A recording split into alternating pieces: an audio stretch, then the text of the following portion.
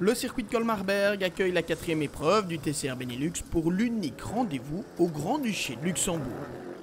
Stefano Comini est en pole position pour la qualifying longue race sur la VW Golf GTI TCR numéro 52 de WRT, équipier de Maxime Potty. Ici, Denis Dupont se retrouve à ses côtés sur la première ligne, sur la Seat numéro 7 du RACB National Team. Deuxième ligne pour Didier Van Dalen sur la Golf numéro 3. Et pour Chris Richard, l'équipier suisse de Stéphane Lemray sur la Honda Civic numéro 18.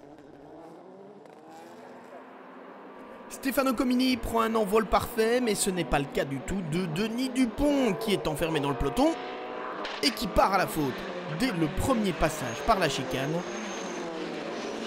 On revoit l'action à bord de la Seat Leon numéro 7.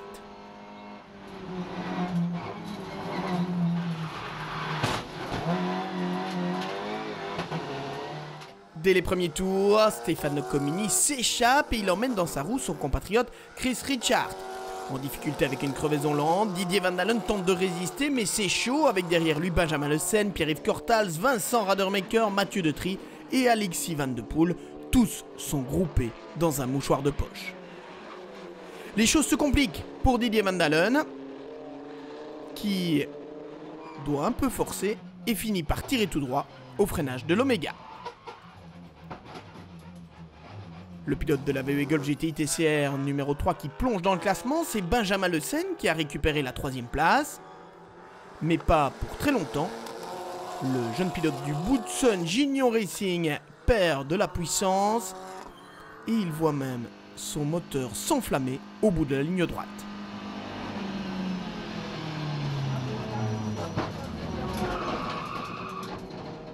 Arrêté au bord du circuit, la Honda Civic numéro 5 va obliger la direction de course à sortir le safety car. Première neutralisation de cette épreuve. Et lorsque les bolides sont à nouveau lâchés, Stefano Comini, Chris Richard, Pierre-Yves Cortals et Vincent Radermaker occupent les 4 premières positions. En pleine remontée, Didier Van Dalen perd l'arrière de la Golf numéro 3. Et il termine dans le bac à gravier. Nouvelle neutralisation et cette fois, tout le monde en profite pour effectuer le pit stop obligatoire. Lorsque la safety car s'efface, c'est Maxime Potty qui est en tête devant Frédéric Capra, Stéphane Lemray, Édouard Mondron, Lorenzo Doniacourt et Romain Deleval en 6e position. Édouard Mondron passe à l'attaque sur Stéphane Lemray pour la 3e position. Le pilote de la Seat s'intercale dans un trou de souris.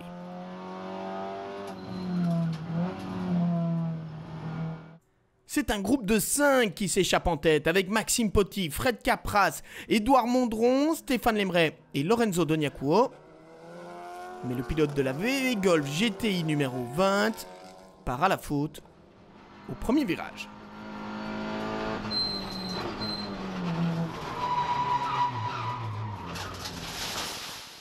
En tête, il n'y aura plus de changement. Maxime Potty résiste jusqu'au bout aux attaques de Frédéric Capras. Super journée, je suis content pour VRT, surtout pour Maxime.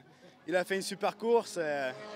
Il a bien géré, on a bien géré, on avait le rythme, on avait une super bagnole. Un super circuit, j'adore Colmar-Berg, c'est parfait pour moi, pour mon style. Alors vraiment super content.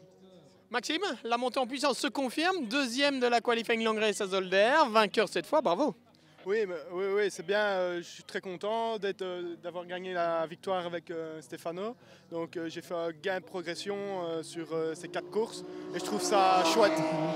Victoire donc pour Stefano Comini et Maxime Potty. Pierre-Yves Cortals et Fred Capras seront pénalisés de 10 secondes pour une infraction lors du pit stop.